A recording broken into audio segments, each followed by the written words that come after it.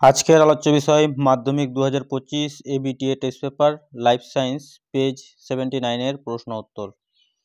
তো তোমাদের কাছে একটা রিকোয়েস্ট, তোমরা ভিডিওটি না টেনে শেষ পর্যন্ত ধৈর্য সহকারে দেখো। তো দেখো একে দাগে কি বলছে যে নিচের সঠিক জোড়টি নির্বাচন করো। সঠিক জোড় হয়ে যাবে ডি নাম্বারটা, সুষুম্না শীর্ষক হৃদস্পন্দন ও খাদ্য গোলকধকরণ নিয়ন্ত্রণ। 2 নম্বর বলছে নিচের কোনটি এডিএইচ হরমোনের কাজ। সঠিক উত্তর হয়ে যাবে এ, উপধমনীকে সংকুচিত করে রক্তচাপ বাড়ায়। 3 নাম্বার নিচের কোনটি অ্যাক্সনের গঠন সংক্রান্ত বৈশিষ্ট্য নয়। তো সঠিক উত্তর হয়ে যাবে সি, নিজল দানা। 4 নম্বর দেখো অ্যামাইটোসিস কোষ বিভাজনের সঠিক বৈশিষ্ট্য শনাক্ত করো। তো অ্যামাইটোসিস কোষ বিভাজনের সঠিক বৈশিষ্ট্য হয়ে যাবে সি নাম্বারটা, ক্রোমোজোম ব্যামতন্তু গঠিত হয়, ক্রোমোজোম ও ব্যামতন্তু গঠিত হয়। তারপর 5 নম্বরটা দেখো একটি স্তম্ভ দেওয়া আছে। তো সিএসএফ হয়ে যাবে 3, অভিঘাত শোষক রূপে কাজ করে, মেনিনজেস কেন্দ্রীয় স্নায়ুতন্ত্রকে যান্ত্রিক আঘাত থেকে রক্ষা করে, নিউরোগিলিয়া মায়োলিন আবরণী গঠনে সাহায্য করে। তো সঠিক উত্তর হয়ে যাবে বি নাম্বারটা এ 3, বি 1, সি নাম্বারটা 2। 6 নম্বর প্রশ্ন কি বলছে যে সঠিক জোড়টি নির্বাচন করো এবং লেখো। তো এখানে সঠিক জোড় যেটা হবে বি, খণ্ডীভবন স্পাইরোগ্যারা। 7 নম্বর গিনিপিগের ক্ষেত্রে দ্বিসংকর জননের F2 জনুতে উৎপন্ন capital B small B capital R small R capital B B capital R R genotype দুটির উৎপন্ন গ্যামেটের সংখ্যার অনুপাত কী হবে। তো এর সঠিক উত্তর হয়ে যাবে বি নাম্বারটা 4:1। 8 নম্বর প্রশ্ন মানুষের ক্ষেত্রে সঠিক জোড়টি নির্বাচন করো। তো মানুষের ক্ষেত্রে সঠিক জোড় যেটা হবে সেটা হবে সি, ডিম্বাণুর স্বাভাবিক ক্রোমোজোম বিন্যাস 22A+X। 9 নাম্বার কি বলা আছে যে হিমোফিলিক পুত্র ও স্বাভাবিক কন্যা হয়েছে এমন পিতামাতার সম্ভাব্য জিনোটাইপ কি হতে পারে, তার নিচেরগুলো থেকে নির্ধারণ করো। তো সঠিক উত্তর হয়ে যাবে D, capital H small H capital H. 10 নম্বরটা আমাদের দেশে পার্থেনিয়াম একটি বহিরাগত প্রজাতি, এটি যেখানে জন্মায় সেখানে অনেক দেশীয় প্রজাতির উদ্ভিদ বাড়তে পারে না, এটি ডারউইনের তত্ত্বের একটি প্রতিপাদ্যকে প্রতিষ্ঠিত করে, প্রতিপাদ্যটি শনাক্ত করো। তো প্রতিপাদ্যটি হবে আন্তঃপ্রজাতির সংগ্রাম। তারপরে দেখো 11 নম্বরে কি বলা আছে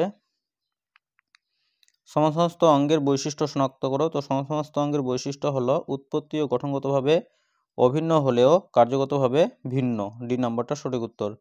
12 নিচের কোন প্রয়োজনের জন্য মৌমাছি ওয়াগল নৃত্য করে তা স্থির করো। তো সঠিক উত্তর হয়ে যাবে সি নাম্বারটা, অন্যান্য শ্রমিক মৌমাছিদের মৌচাক থেকে খাদ্যের উৎসের অভিমুখ ও দূরত্ব জানানো। 13 নম্বরটা দেখো নিচের কোনটি বায়োস্ফিয়ার রিজার্ভ সম্পর্কিত সঠিক তথ্য তা শনাক্ত করো। তো সঠিক তথ্য হয়ে যাবে এ নাম্বারটা, বাস্তুতন্ত্র সংরক্ষণের সঙ্গে স্থানীয় মানুষ ও অন্যান্য জীব সম্প্রদায়ের সংরক্ষণ করা হয়। এরপর দেখো 14 নম্বরে কি বলা আছে দেখো যে নিচের কোন জোটটি সঠিক নয় তা স্থির করো। তো যেটি সঠিক নয় সেটি হয়ে যাবে ডি নাম্বারটা, গ্রিনহাউস গ্যাস ইউট্রোফিকেশন। 15তে দেওয়া আছে বায়ুতে পরাগরেণু, ছত্রাকের রেণু ও ধূলিকণার পরিমাণ হঠাৎ বেড়ে গেলে নিচের কোন সমস্যা হওয়ার সম্ভাবনা বৃদ্ধি পায় তা স্থির করো। তো সঠিক উত্তর হয়ে যাবে বি, অ্যাজমা। তারপরে দেখো শূন্যস্থান পূরণ করো। 5টি দেওয়া আছে। প্রথম দেওয়া আছে দেখো আচার্য জগদীশচন্দ্র বসু লজ্জাবতী এবং বনচারাল উদ্ভিদে বৈদ্যুতিক উদ্দীপনা পাঠিয়ে উদ্ভিদের ড্যাশ ধর্মটি প্রমাণ করেন। তো সঠিক উত্তর হয়ে যাবে সংবেদনশীলতা। তারপরে দেখো ড্যাশ অণুর ঘনকুণ্ডলীকৃত গঠনই হলো ক্রোমোজোম। তো সঠিক উত্তর হয়ে যাবে ডিএনএ। বীজের কুঞ্চিত আকার একটি কি প্রচ্ছন্ন বৈশিষ্ট্য। আধুনিক ঘোড়ার খুর হলো তাদের পূর্বপুরুষের 3 নং আঙ্গুলের রূপান্তর। বায়ু দূষণের সঙ্গে সংশ্লিষ্ট বেদি হলো হাঁপানি। নমুনা বীজকে -196°C তাপমাত্রায় তরল নাইট্রোজেনের মধ্যে রেখে এক্সিটু সংরক্ষণকে বলে ক্রায়ো সংরক্ষণ। তারপরে দেখো ঠিক ভুল সত্য মিথ্যা নির্ণয় করো।